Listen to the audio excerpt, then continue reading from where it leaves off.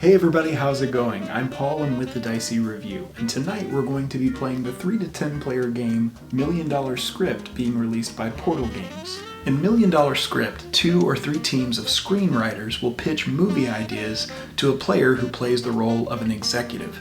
This executive already knows the general outline of the movie they want to make, but the players have to provide the details. The players are given some prompts of things that they can use to generate a storyline, but they have to answer a couple of specific questions that the movie studio is looking for. To throw a wrench in the works, the executive player has a few things that they really like to see in the movie, so the executive player may ask the screenwriting teams to throw in different ideas that help meet these goals. Whichever team pitches the best story will be selected and get 4 points, and the other team can have specific things that the executive liked from their story picked as well. In each gameplay, the players will all agree upon a movie genre that they'll remain within, and in our gameplay, we picked fantasy. We're going to be showing a full gameplay of Million Dollar Script, so we hope that you enjoy that. But before we get started, let's meet our players. My name is Mac Lauer. I'm excited to play this game because I love fantasy, and I love Shakespeare, and he's a fantasy writer. Hi, my name is David Marchbanks, and I'm excited to play this game because I love movies and I like improv. Hello, my name is Christopher Gentilina. I believe I will win this game because in my high school yearbook, I was voted most likely to win Million Dollar Script. Hey, what's up? I'm Paul. I'm really excited to play this game. I think I'm going to be great at a game about movies because I saw Nicolas Cage in an airport once, and so I just kind of, watched him, picked up a few tips. I think it's really going to help out. Hi, my name's Jeremy, and I think Paul invited me to play tonight because I have a friend who once saw Nick Cage in an airport. Okay, so we're here to write a $1 million script. Y'all know a little bit about how to play the game, but we will talk a little bit about how to play as we're playing, just so everybody can see how to play $1 million script. But essentially, you two are teams of screenwriters that are going to help us sell the biggest blockbuster hit ever. But you just have to fill in the details because we already know what's good. And we have all of the outline. We just need the details filled in, okay? So I am Oliver. I'm going to say that I am Oliver... Cromwell? Cromwell, yeah. Cromwells are pencil eaters from way back. I'm playing Oliver Cromwell, and as you can see, the resemblance is uncanny. I think Oliver's a bit hungry. Maybe he's been missing a few meals. All he has time to eat is pencils. So one of the things in this game, I'm playing the executive and y'all are pitching to me, so I have to pick one of y'all's pitches that I like that kind of fills in our storyline as we go. I'm going to throw in some wrenches in the works because there are particular things that I like, and I'm going to ask y'all to incorporate those things. Every movie needs dazzling costumes, golf, and beagles. I'm really needing to see some beautifully photographed food, maybe some portrayals of family life. Let's see if we can work that in. And, you don't have to, but then again, I don't have to pick y'all's pitch if you don't, all right? So just know that there's some things that I really like, and they are really good with our movie theme, which is fantasy. So there's one of 8 movie themes in the game. We picked fantasy, and so our movie is going to need to kind of be within that realm, okay? All right, so from the very beginning, what we do is we read a little bit of text, and then we get right into it, okay? So let's jump in. Market Research sent over their latest data this morning, and we'll take a look at the kind of hero they think can sell, and then we'll go from there. So what we do in this game is we create characters, and the way that we do that is we draw particular numbers of cards that are on this card right here. So we need to draw 3 orange cards to create our hero. So one team will draw 1, the other team will draw the second, and then I will draw the third. So our hero, there's 3 different sections of the cards here. Our hero is a family-focused Dark Elf who falsely believes to have a supernatural gift. All right? The classic age-old story. It's our first character. Good. Oh, man. We've created a hero. While we're at it, let's talk villain. Our market research data gives us a pretty good idea who crowds love to hate right now, which is 3 purple cards is who they love to hate. Crowds can't stand purple this summer. All right, our villain is a schizophrenic conjurer who's set on raising somebody from the dead. That's convenient. Yep. Just like every good villain. So what we're trying to do in this round, and the way this is going to work is I'm going to read y'all 2 questions, and then y'all are going to have some time to break out and talk about how you want to answer these questions. You will have 2 flips of this timer, but actually more time. Because video editing. So what we need to do is we need to define what is the villain's evil goal, and then what is the catastrophic damage that this goal causes. Now, you each have a card right here that will remind you of this goal. So green team, you have a card, and then red team, you have a card that will remind you what we're trying to do. And there are going to be roles within the game. So we're going to have a main presenter, a main narration, so whoever wants to make this pitch to the executive. And then we also have other cards like you can add lines of dialogue or you can add musical score. You can do like bum, bum, bum, bum, bum, bum, like dramatic drums or sound effects. So you guys pick a role. But first, you have 3 minutes to brainstorm this idea.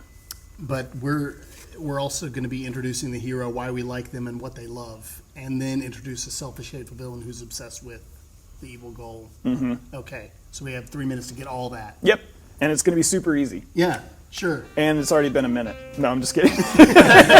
Look, all right, making a movie, it's serious business. I don't have a lot of time, and we got to find ourselves a compelling hero and a compelling villain. The audience has got to see it. And time. Who's going first? You guys, it's good that y'all were just done because otherwise you would have run out of time. But now we're ready for pitching our ideas. So we're gonna rotate this back and forth. So this round, team 1, team red, y'all will pitch first, and then team green will pitch second. But don't think I didn't come prepared with props. I did. All right. So whenever y'all are ready to pitch, I will smack this down and we'll go. All right. Are y'all prepared? We are ready. Sure. We didn't think of one thing, but hopefully it doesn't come up. All right. So who's going to be the main narration and who's going to be the provide? I believe Jeremy will. All right. Okay. And a pitch. Yeah.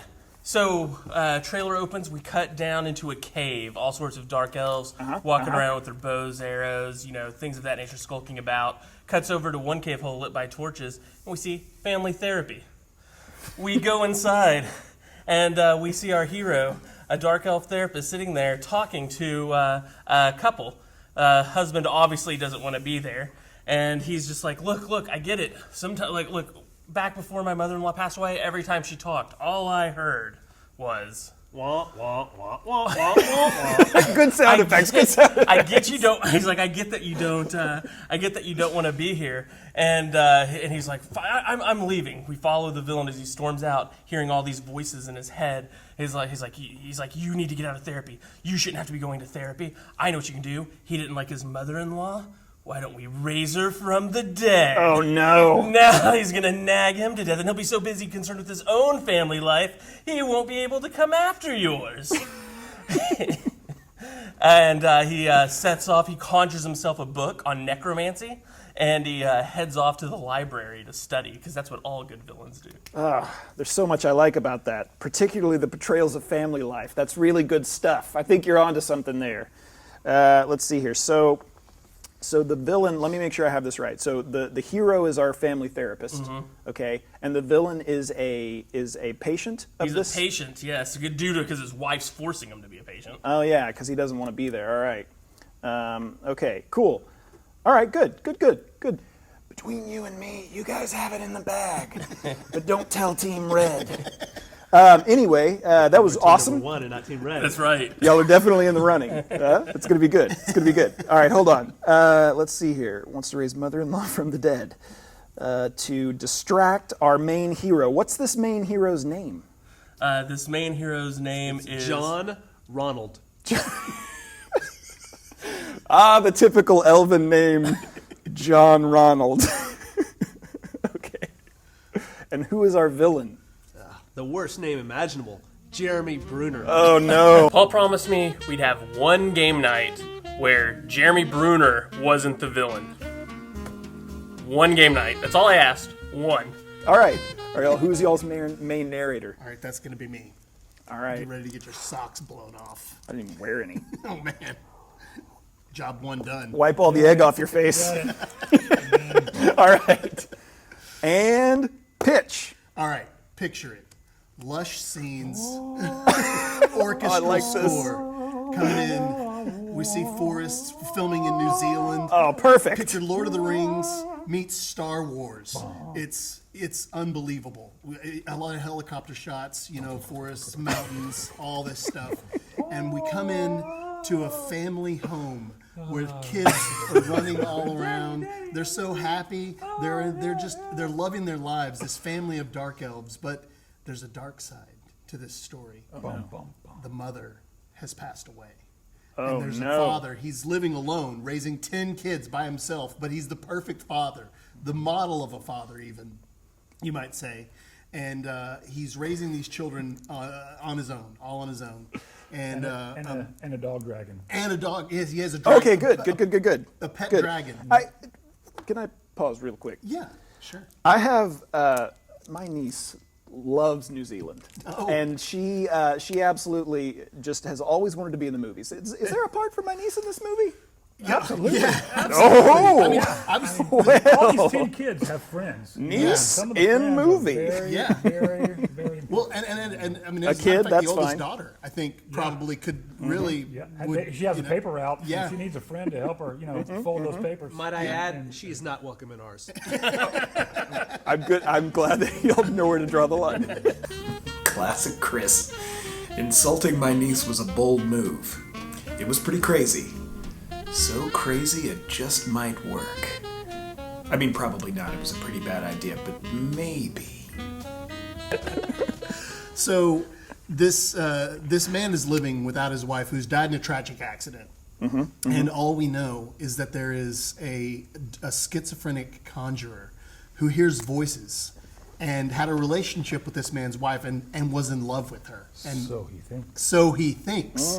and thought that she was in love with him too, because he hears voices, you see. So he thinks that he hears the voice of the ex-wife. Yes, I love you. Yeah, picture this. He's sitting in his dark cave alone with his conjurings, and thinks that this wife is in love with him. Bring me back. I got to be honest with you. All right, I'm a movie executive. I don't have time for however this finishes. All right. You had me really interested so far, but completely random and not by a predetermined method, I've decided that we're done. Because I have appointments. So I have to choose between Cave Elves family therapist elf wanted to raise mother-in-law from dead to distract John Ronald Jeremy Bruner. That makes sense. Lush scenes for it. You know what? I'm going to pick y'all's storyline not because I can't remember the other one, but because it was so good and it really just painted a picture, especially the score. It was a lot. But Paul's played D&D. He should know. Dark Elves are all about family therapy. How could he not go with family therapy loving Dark Elves? I just don't understand it. I need to ask, Should have let his niece in. who is We should have let him know that the main character had an only daughter who was going to be second billing. We forgot that part. who is our hero's name? What's our hero's name? The hero's name is obviously Delvin. Obviously is a terrible name for a hero, but we can work with No, it. it's Delvin, obviously. Oh, okay. Delvin, obviously. Delvin, obviously. Yeah. Okay. Yeah. Yeah. That's You know what? open for change, but You know what? I love that y'all are trying to, I don't know, I guess get in the character of the elves, but I really like to be more traditional. So I'm going to buy the character named John Ronald from this team because I want to, kind of at least stick to our standard fantasy tropes. So John Ronald is our elf hero. And I love the villain name of Jeremy Bruner. If there's one thing that I know, it's people love to hate Jeremy Bruner. So I'm going to buy that from y'all as well. So you get 2 points for those 2 plot points that I bought from y'all. And then for picking this storyline, you will get 4 points for our first round. But we can't stick around and dilly-dally. We can't cry into our milk about how we lost round 1, all right? Because I'm in Hollywood, and we got to move on. Look at me. I don't even have time to eat a meal. All I can eat is pencils. Can we trade our points for Starbursts? Yes, actually, since you did such a good job with coming up with a character name, you get a treat. That's strawberry. That is pink. That's the flavor pink. He came up with both names. So I don't know if anybody's as upset as I am, but we were promised food, and Paul only brought Starbursts. It's a little concerning that we were promised food, and we didn't get it. And then Paul brought Starbursts, and I didn't get any. seriously could have sworn it smelled like food when I walked in here. Did it smell like food to y'all? Man, these are good chips. I am so full. I don't think I could eat another bite. guys will probably be fine. I'll bring candy or something. We don't have time to waste a bunch of time eating Starburst. We have to generate a sidekick, all right? So we have to create a sidekick by first drawing 1 orange card or yellow card and 2 purple cards. And we're about a half hour into the movie, right? We've got a good scene set up. We've got this family man who's trying to raise 10 kids. We've got a schizophrenic villain who's hearing voices. We've got a really good setup, but now we need a sidekick for our hero, okay? So now we have an idealistic turncoat who will do anything to prolong a loved one's life. The classic sidekick profile. And like I said, we're about a half hour into the movie, and the hero is going to meet their sidekick, and they find out that there's a fix for this catastrophic damage that was caused that we absolutely addressed in round 1 because I didn't cut you off. Totally. There is a fix to this catastrophic damage that was caused by the villain. And it could be an item, it could be a place, it could be a person, anything you want it to be. But to get the fix, the hero and the sidekick, they have to enter the villain's turf. Okay, so you have to determine, number 1, what is the fix? And number 2, what is the villain's turf? So where would someone who hears voices hang out? Idealistic turncoat who will do anything to prolong. And we don't want the villain we don't want to go into the villain's turf just yet. We just want to know what the turf is and what is the fix to solve this catastrophic damage. All right. Got it. All right. I'm on it. And more time. So Great. we never actually established what the massive damage was from this No, fight? we did not. And So how do we Don't worry, prolong we'll address from it. that? I mean, true love, witches, fabulous costumes. I thought we had it all nailed. We had it all nailed. There was no way he was going to go with another pitch. I mean, The voices in the library moment came to me because my mom is a librarian. I mean, I practically grew up in a library. That was my idea. He said it was his idea? Mom? My idea.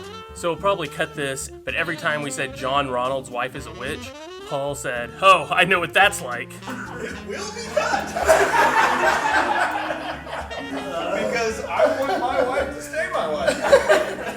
as soon as I found out that Oliver loved golf, I was like, home run, because this is a fantasy movie, and that's how much I know about golf. I think audiences are just tired of all of these fantasy tropes, bows, arrows, magic. I think what people really want to know is, can Legolas chip it in from the sand? Or can, I don't know, Gandalf shoot his age?